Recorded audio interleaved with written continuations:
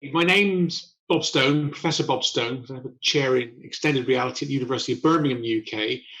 Well, I was born and bred in Plymouth, which is quite interesting because, as you know, September of 2020 is the 400th anniversary of the Pilgrims sailing from Plymouth, UK to Plymouth in Massachusetts, and that's a project we're working on. I went to university in London, where I did my graduate and postgraduate degrees. I'm very influenced by science fiction, particularly science fiction series, movies, which of course would with your background, and science fiction TV series. So everything I've done has almost been driven by an insatiable need to be involved in science fiction. Very briefly, my career started really when I took my undergraduate degree in psychology and decided that clinical psychology was not really for me. I just can't sit still. I did a master's degree in ergonomics, or human factors, as you guys in the States call it. And that was the turning point in my career. And I was offered a job at what was then British Aerospace, which was one of the leading aerospace companies in the UK. And as a result of that, I got involved in doing space telerobotics work for the European Space Agency. Attending a conference in Maryland at NASA Goddard, I think it was invited over to NASA Ames in California by a wonderful guy called Dr. Steve Ellis. And he introduced me to his colleague Scott Fisher, who then put this headset thing on me and this glove thing on me. I've still got the video. I found myself on a wireframe, a really, really primitive wireframe graphic of an ascending escalator. And my eyes were telling me I was going up, and my inner ear was telling me, no, you're not. And I came out of that thinking, wow, this is just phenomenal. And I said, that was 34 years ago. It was a game changer as far as I was concerned. The great thing about the guys there, Steve Ellis and Scott Fisher, two lovely guys, is that they were not so much fazed by the technology, but they were looking at the human factors aspects. I suppose I haven't been the same since. That's fantastic. I was at NASA at the Johnson Space Center in Houston, working there for the year 1987. And wow. It was an engineering firm that I was a contractor at NASA. I wasn't employed by NASA. One of the projects they were working on was a simulator of the Manned Maneuvering Unit, the MMU, the jetpack that the astronaut wore. Yes. We had a chair in the lab where you had the actual MMU controls on this, just a regular office swivel chair. And so right around the same time you were putting on the goggles for the first time, I was experiencing flying around from the space shuttle and maneuvering myself back just by pressing these buttons on my little office chair. That's absolutely fascinating. I mean, I had a very good contact at Johnson, a guy called Aaron Cohen, who was leading the orbiter, the shuttle program at the time. I did actually get to visit Johnson. There was this very highly polished surface that you could thrust yourself around. You would try and reach out with an astronaut glove on to try and do some work. And as you touch something, it was propelled you in the opposite direction to create this zero-G effect. NASA Johnson, and walking up alongside that the Saturn V rocket. Right. That was going to be Apollo 18. That was going to be 18, right? That was going to be the next Apollo mission. So they have it horizontal and separated into pieces, and you can walk around it. All NASA had were a couple of pocket TVs from Radio Shack inside what looked like a motorcycle helmet, and this glove with very flimsy fiber optics on. But the experience was just absolutely amazing. The graphics were incredibly primitive by today's standard, but that illusion of being there and being on that moving structure was just unbelievably compelling. One of the things that I want to focus on in my document, and thank you for being a part of it, is the CGI, because that's been my passion for years. You've done so many different simulations over the 1980s, the 1990s, 2000s, up until, today in 2020. So how have you seen the CGI evolve? 1 year after my experience at NASA Ames in California, this guy, David Smith, who also ran a company called Mindscape over in the States, brought out this game called The Colony. This, from my point of view, was a revolution, because it's 1 year after seeing the wireframe graphics. This was flat shaded, real, genuine 3D, that you could navigate this game in pretty close to real time, and you could go out and explore this colony. And every time you turn a corner, there were these very friendly-looking aliens. We weren't very friendly, but the most incredible thing about this was it was originally launched for the Apple Mac. This I managed to get off eBay. This is the IBM DOS version, and again, the quality of the graphics that we had back then But it was real time. It was the first time a game had come out that would allow the player to move around and render the image in real time. Subsequent to the colony, David Smith brought out a toolkit called the Virtus Walkthrough. And that was the first ever desktop 3D design tool for building virtual worlds. That was my first introduction to what real-time CGI could actually look like. 10 years later, we had 1998. The other big step from my perspective was Unreal, the game Unreal. I mean, that was just a complete game changer. The quality of the graphics, the fact that they had developed this C++ algorithm for rendering the graphics and doing things like very clever level of detail modeling, very, very clever zone culling, so they could focus on the materials, the textures, the shading effects in real time. And the fact that Unreal came with its own editing toolkit, allowing people to build their own aliens and their own levels, it was a game changer. But it was a massive gap of 10 years. We had one of the first ever Silicon Graphics reality engines in the UK.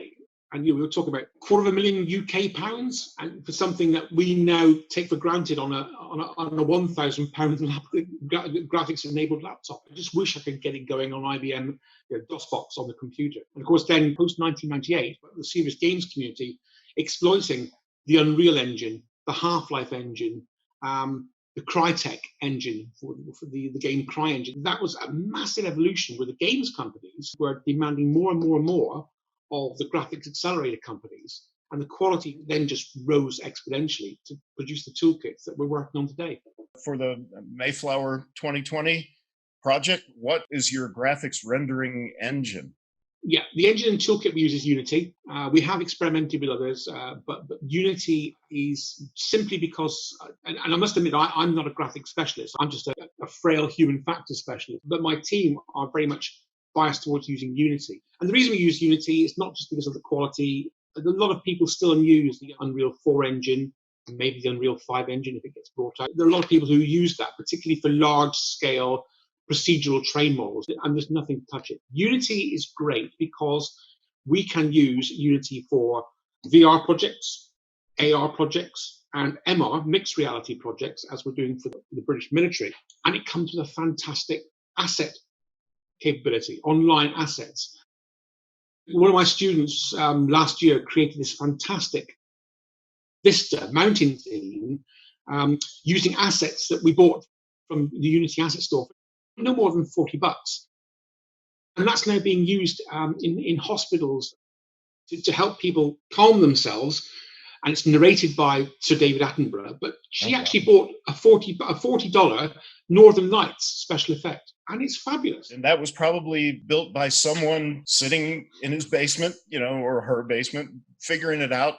And then they posted it to Unity as an asset. And now the world is free to use it for $40. That's right.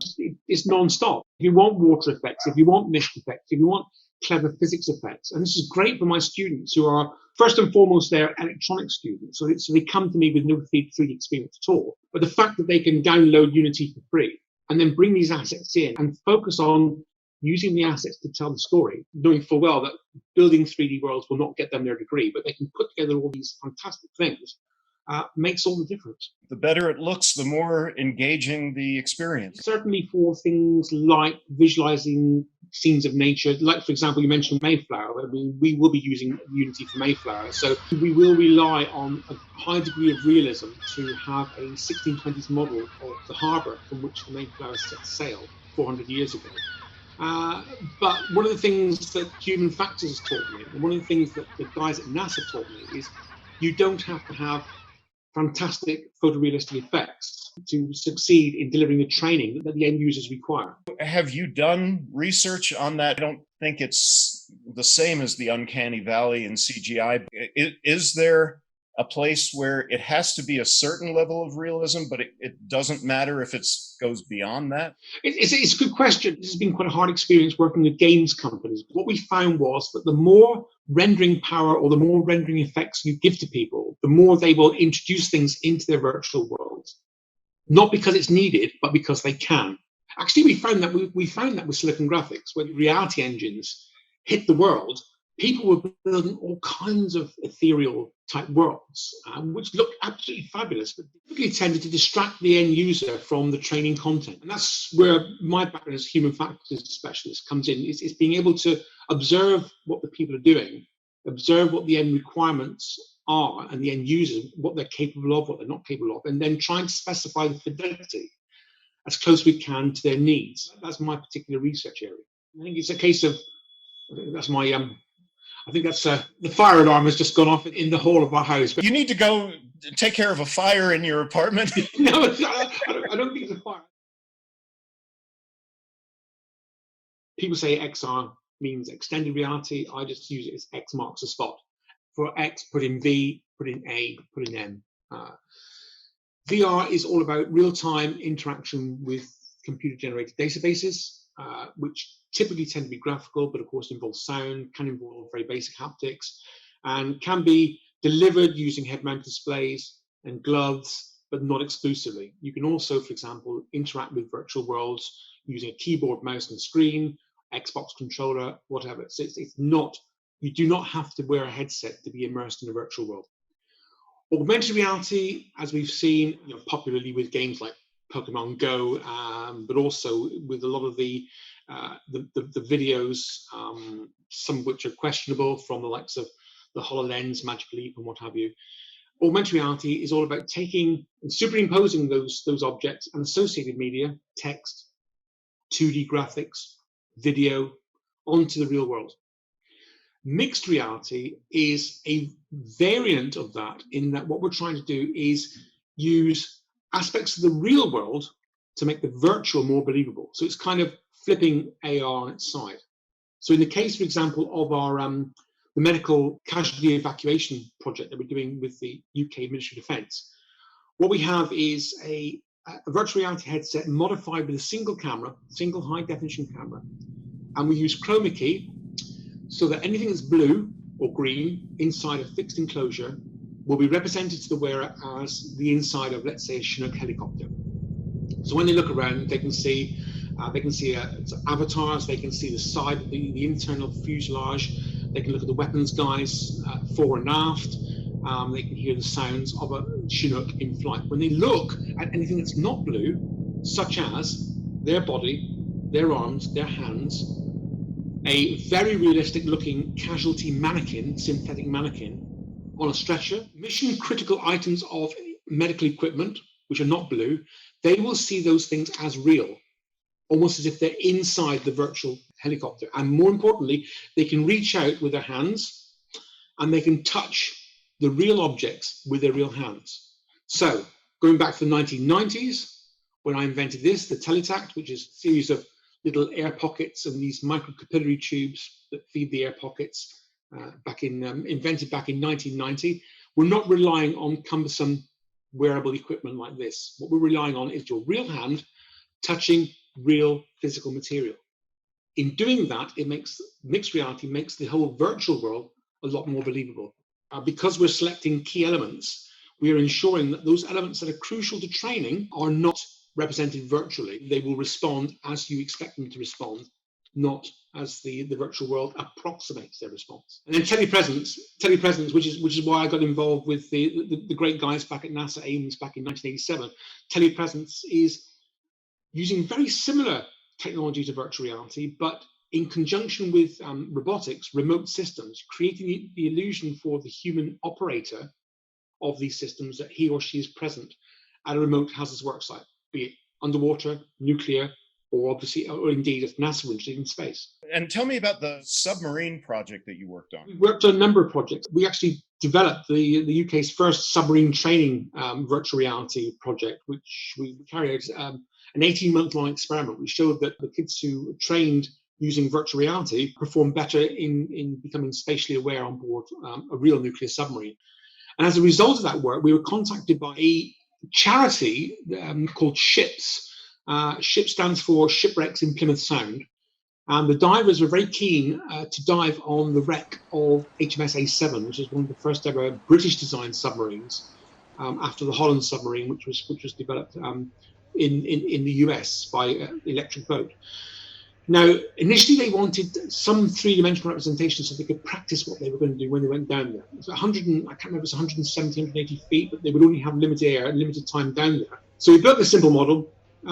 They all identified between them which parts they were going to concentrate on, given the lack of time they had.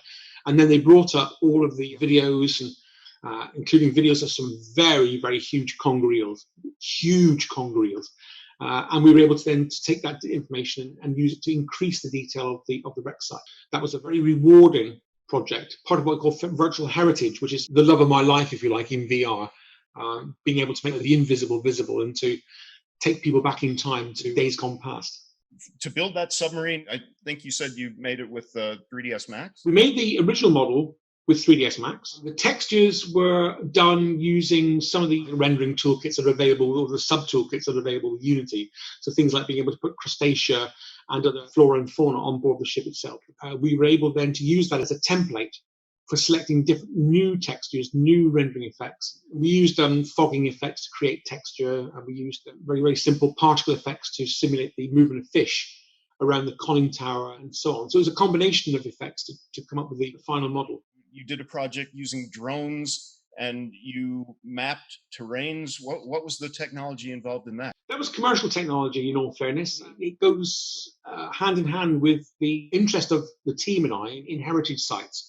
So some of the heritage sites in the southwest of the country, on places like Dartmoor, some of the very old granite quarries, and the granite quarries that used to build the original London Bridge, granite that was used to build Nelson's Column in Trafalgar Square, were honed out of the granite in Dartmoor. Some of these quarries are huge. To build them from scratch by hand would have taken months and months and cost an enormous amount. So we've been using DJI drones, in particular DJI Inspire, more recently the Mavic, to fly in a scanning pattern over the areas and to be able to use something called Pix4D, a commercial package that enables your video and the actual coordinates that are logged, the altitude, the angle of the camera, the GPS data from the drone, to match these two together and to produce a point cloud that gives you the topography of the scene, but also, because the video link gives you the textures, the pixels, that enable you to make it in photorealistic detail.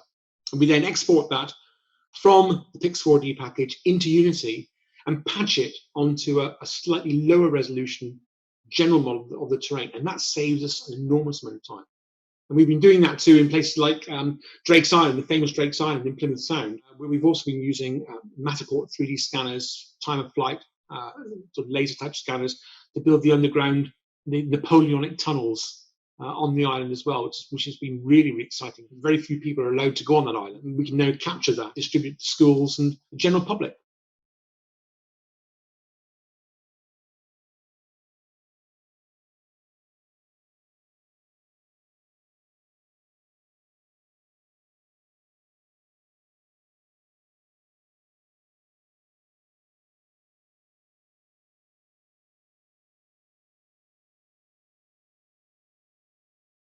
Can you tell us a little bit about the space shuttle I see behind you? It's a print called Challenger's Glory, based on a picture that was produced by an artist after the tragic explosion of the shuttle all those years ago. You, being involved with NASA Johnson, will remember all too well, sadly.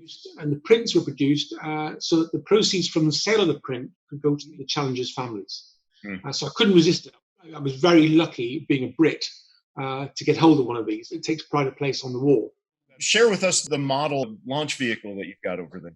This is a model that one of my colleagues helped me with by 3D printing the main structure of, and then by buying things like 1/32 scale rubber tires and ladders and an Apollo astronaut. I put the detail onto the ship. This is the Vulture. The Vulture was from a short-lived science fiction series starring Andy Griffiths called Salvage One.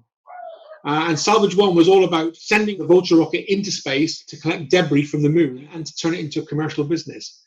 So it's not one of the science fiction models that you can buy. Anyone who remembers that series will know that this is giving away my age. I'm surrounded by a whole load of models in progress. Jerry Anderson TV series, which you may recall, called Fireball XL5. I do remember that. That was all done with puppets. Exactly, it was done with puppets, and I'm just finishing off the cockpit detail now. And again, it's Drives my wife mad, but it keeps me going. I was at SIGGRAPH this past year, and in the virtual reality theater, I got to put on the goggles, and it was as if I was in the space station with all the astronauts moving around. Have you had a chance to experience that one? I've not experienced that one. I remember it was an Unreal version of the International Space Station that I showed for many years, where you could literally fly around and look at the different cupolas and you look down on the Earth, and it was really quite exhilarating. We have got a virtual reality space station model, nowhere near as sophisticated as the one that you saw, but again, just to inspire school kids that get involved in virtual reality and look where it could take you.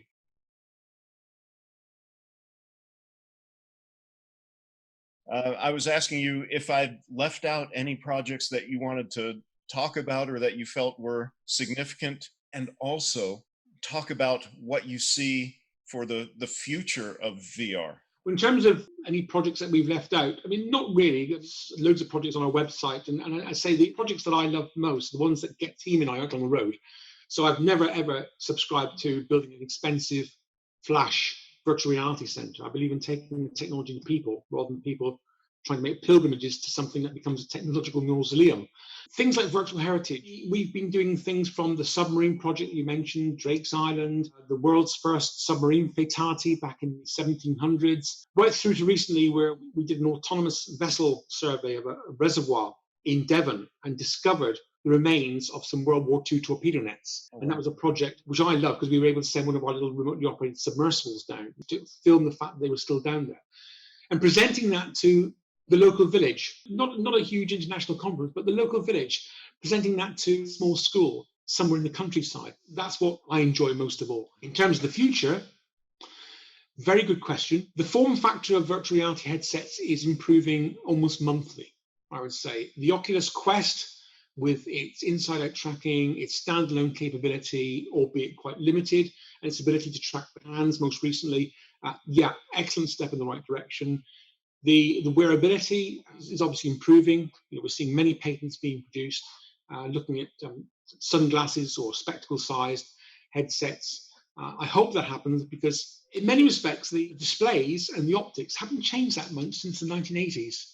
They're better resolution, slightly better field of view, slightly, but they haven't changed that much. And we do need step change for this technology to become ubiquitous. Interactive devices, yes, definitely we need someone to crack the haptics issue. There's some very expensive, very flimsy looking, very unwearable items on the web at the moment. They don't really deliver the kind of tactile resolution that the human hand needs to engage in surgery, for example. Things like sound, 3D spatial sound has always been well developed. Ever since the 1980s, I remember the company who produced a number of soundboards for PCs, and since then, sound has been very much ahead of the game in terms of delivering sense to humans. Smell, I think we need smell. I wouldn't say it urgently, but it would be good to have smell because a really believable, credible sense of smell will invoke emotions, it will invoke memories. Of olfactory banquet. So I began first on the easiest, roast beef, old books, mown grass, and Mexican farmyard. Now, you hold out of this. Okay. Now, hold it up there. Okay. Now, what do you smell?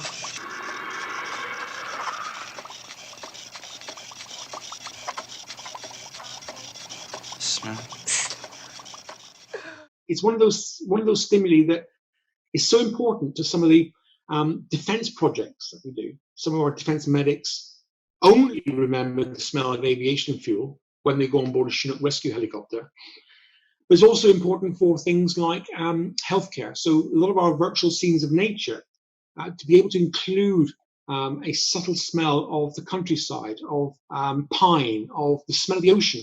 As soon as you move from a graphics-only demonstration to a graphics plus sound, the immersion is improved 100 times. If you could add smell, I believe we'd see another step change. So those are the things I'd like to see in the next 10 years, please. They're on my wish list. Decent haptics, small displays, augmented reality displays that actually work in the outside world, and smell. You were talking about the need to be able to see your virtual display in bright sunlight. It's a complete limitation. You know the issue of taking your tablet or your smartphone Once you take those outside, it's really difficult to see anything that you recognize, and everything's just completely washed out. And augmented reality has got such a big part to play in the virtual heritage projects that we want to do. As mentioned, being able to see the Mayflower set sail from the real Plymouth Hoe and sail across the Plymouth Hoe out in the distance, or things like being able to see old railway locomotives going across a very desolate part of the moors in the southwest.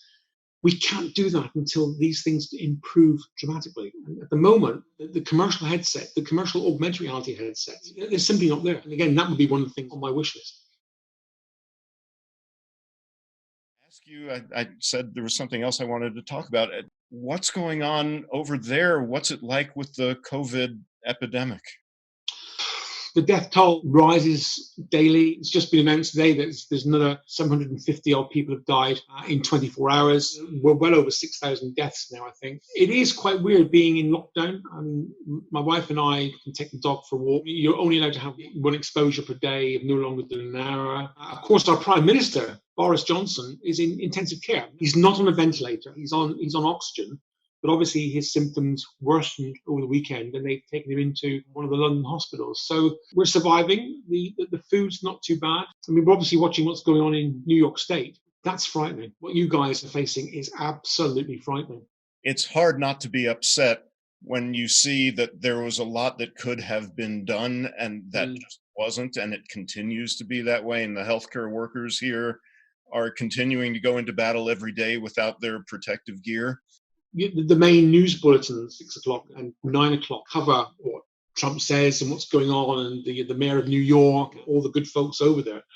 And similar stories, we've got healthcare workers who are sadly dying, nurses, midwives, surgeons. There was one guy really, really sad. He'd already asked that if he passed away because of COVID, could he be buried with his surgical scrubs on? Absolutely heartbreaking. And no matter what the government says, it's still the case that people are screaming for decent quality protective equipment. So it's the same there as it is here, apparently. Yeah, obviously on a smaller scale, because we're only quite a tiny island, but relatively speaking, it's as bad. Well, stay healthy, my friend. Are you in lockdown?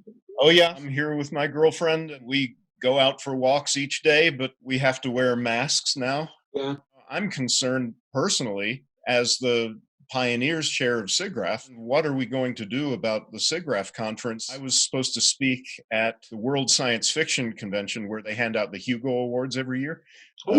By the way, I was right across the lake from you. My girlfriend and I went to Ireland and Northern Ireland last August for the World Science Fiction Convention. And this year we were really looking forward to going to New Zealand, and I scheduled some in-person interviews. I would rather do these interviews in person with a film crew. Absolutely. And I had that scheduled for New Zealand, but they decided very early on to virtualize the conference. So I'll be in New Zealand from the same chair I'm sitting in now. All right. Well, you and your wife and all the people that you care about, your researchers, stay well. Yeah, Ed, bless you. Thank you ever so much. It's been an absolute pleasure. It has been for me as well, and I look forward to seeing you in person sometime. One day, seeing in person would be fantastic. It would. All right. Thank you, Bob.